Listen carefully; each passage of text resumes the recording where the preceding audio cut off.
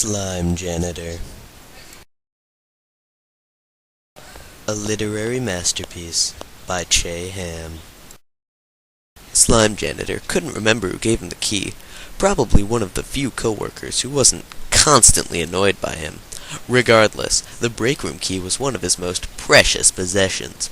He already had a key to the break room, being the building's janitor and all. In fact, the key given to him was completely useless. The company had switched to using barcoded ID cards several years ago. But the break room key was more of a symbolic gesture, and most definitely not given to him to throw away. Slime Janitor often went to the break room when he got frustrated trying to clean up his own goo. Now was one of those times.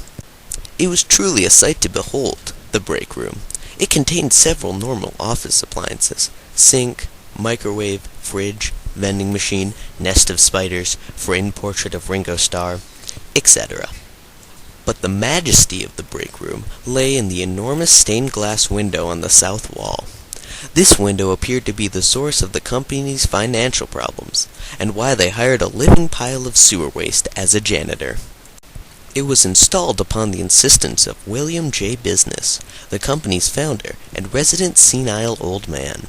William J. Business had also insisted on installing secret passageways all over the office building. William J. H. F. Business had been very fond of avoiding coworkers and used the passageways often. Slime Janitor was thinking about how hard those passageways were to clean when he noticed a book with a note sticking out, lying on the counter. His curiosity thoroughly piqued. Our slimy boy squished over to the book and opened it, dousing it in slime in the process.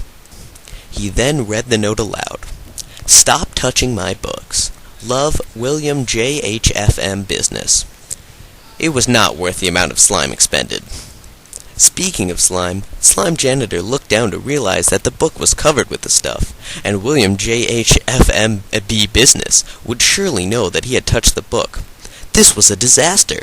If William J. H. F. M. B. G. Business found out, Slime Janitor would surely be fired.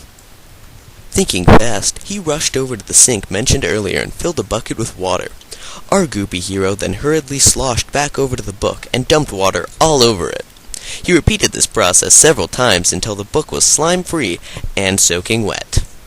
He breathed a sigh of success.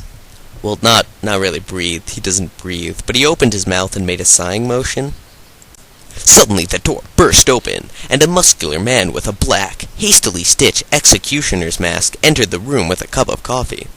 It was Executioner Joe, from floor 5, 8th cubicle row, 2nd cubicle column, cubicle location 82.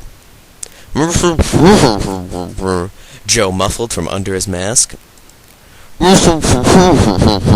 He said, walking over to Slime Janitor. He pointed at the soggy book.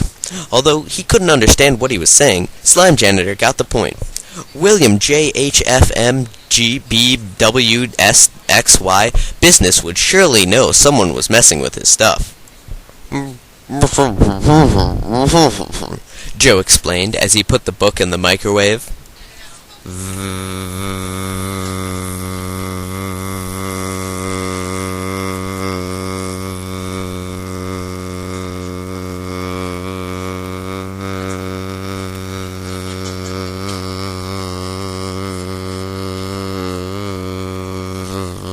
Went the microwave. Soon it popped open to reveal a shriveled lump of paper. Slime Janitor once again began to panic. Executioner Joe, however, stayed calm and decided to do what he did best. In one swift motion, he pulled out his portable, pocket-sized guillotine and cut the book in half. He then scooped up the remains and threw them out the window. Suddenly, the door burst open. Again! It was William J. H. M. G. B. X. Y. 2937 Business. "Has anyone seen my book?" he questioned. Slime Janitor and Executioner Joe shook their heads and winked at each other. "All right, but no more winking," said William J. F. M. B. 2930 SLW 26 Business. "Also, stop microwaving weird foods. It smells gross in here." The end. They all died.